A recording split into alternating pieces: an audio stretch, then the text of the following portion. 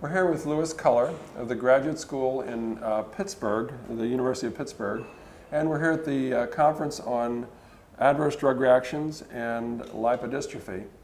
And one of the subjects, the presentation that you gave was around inflammatory markers, and should we evaluate them in the process of administering HART, C-reactive protein being one. And I thought it might be good to just give a background. I know you mentioned in the process of this conference that you were there at some of the beginning of the use of C-reactive protein. Can you give a background on that? Sure. Well, C-reactive protein has been around for a long, long time. It's called CRP. Its real name is complement-related protein, and that's why it's CRP. Mm-hmm. It originally was developed in the 1930s as a test to look at increased risk, predominantly in individuals with infectious diseases, especially pneumonia, and was essentially used predominantly in the infectious disease world until the 1990s, early 1990s, when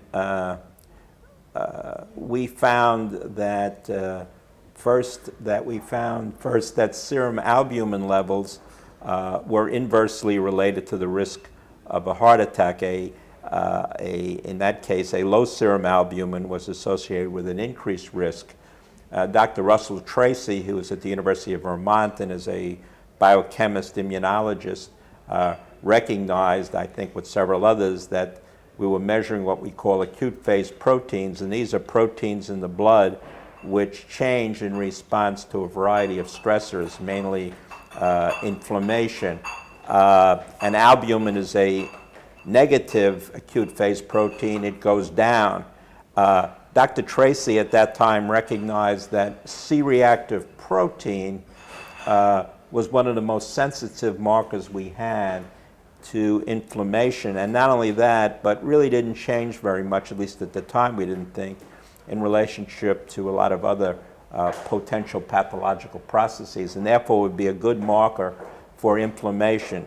Now, CRP is a good marker of inflammation.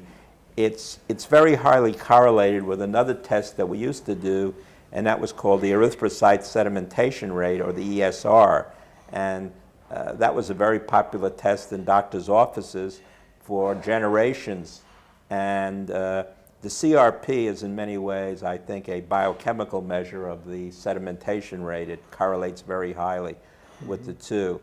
And CRP levels are increased with inflammation, and they are a marker for increased risk of a variety of diseases, from cardiovascular disease, stroke, to cancer, arthritis. In fact, almost anything that's associated with injury or inflammation will cause CRP to go up. Mm-hmm. What made CRP possible for use in this research or in these programs was a technique that Dr. Tracy developed in Vermont, which was known as high sensitivity CRP, which we first used, which made it possible to measure relatively low CRP levels in the blood. Prior to that, most of the measures really related to very high levels, which only people with bad infections really had. Mm-hmm. So that made CRP a usable measure. The problem has occurred is that some people think of CRP as being cause of a disease, and it's not the cause. It's a marker for inflammation, and therefore it gives you a clue that there's some inflammatory process going on which may be telling you about increasing risk of disease. So in cardiovascular disease, a high CRP is a marker, as is a high white blood cell count, a low serum albumin, a high IL-6, a high TNF-alpha, and you could go on forever, predictors of disease. Mm-hmm. But they're all just marking the fact that the atherosclerotic disease in your artery is essentially a foreign body. The atheroma you can think of as a foreign body, much like a malignancy is, and that basically the body responds with an inflammatory response, and therefore your CRP goes up. So it's a useful measure, but it's not a causal measure, and there's very little evidence that if you lowered the CRP and did nothing else, you'd have a dramatic effect on the disease. So are there other, I mean, you suggested that there might be something worthy in HIV as measuring this as we go along. Is it the level of CRP, or is it just the presence of it, or are there other markers that can more well define inflammatory conditions? With HIV, the data would suggest that the inflammatory processes may, at least causing or be related to changes in the blood vessels, and really an increase in what we call thrombosis, and in many blood vessels, and especially smaller blood vessels, which may be contributing to a lot of morbidity and mortality. And the problem is that it's very difficult to measure in the blood the changes which are occurring in relationship to thrombogenesis, we call that, or fibrinolysis secondarily.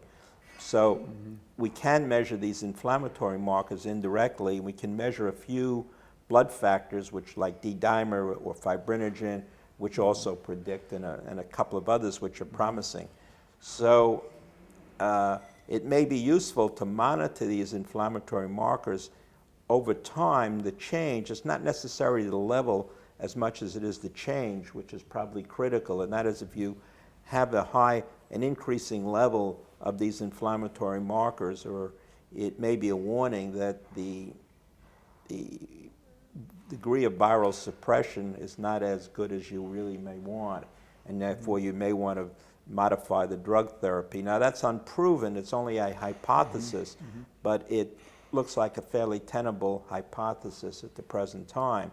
So it's probably a good idea to begin to think about measuring a battery of inflammatory markers as well as the markers related to thrombosis and fibrinolysis in the blood over time. I think static measures initially may be less rewarding, that is, measuring change over time, and then potentially modifying therapy. And the reason for that is that even with the drug therapies we have now, we can measure very, very low viral loads, and reduction of the viral loads are high levels of CD4 counts, but still we know there's a lot of virus lurking around that we can't measure just by measuring viral load in the blood, and in the gastrointestinal tract, probably in the brain and other places. So this may be a marker for continual low-grade, you might say, disease, but it's still strictly a hypothesis, which needs further testing. But some of the ongoing studies are certainly going to help us answer that question. I think it's not only it's interesting to think about this and why it's important, but it's also important to think about this in relationship to other disease processes. For example, as I mentioned, there's an increased risk of myocardial infarction and stroke right during influenza when somebody gets the flu, especially in at-risk people. It may be the same mechanism that we see here with HIV. The same thing is true as an increased risk of a heart attack and strokes in people exposed to air pollutants, exposed, as we heard today, to estrogen therapy, or to, as we heard, several of the drugs related to HIV therapy, all of which have a fairly acute effect. And we're not sure exactly what the mechanism is, but they all may have a common mechanism related to inflammation, activation of clotting mechanisms, and small vessel thrombosis. We see this certainly in bacterial infections as a major cause of morbidity and mortality. So I think there may be a common thread that ties all of these together, and we may, by doing serial measurements, we may be able to predict individuals who are going to get into big-time trouble before they get into trouble, and perhaps modify the therapy.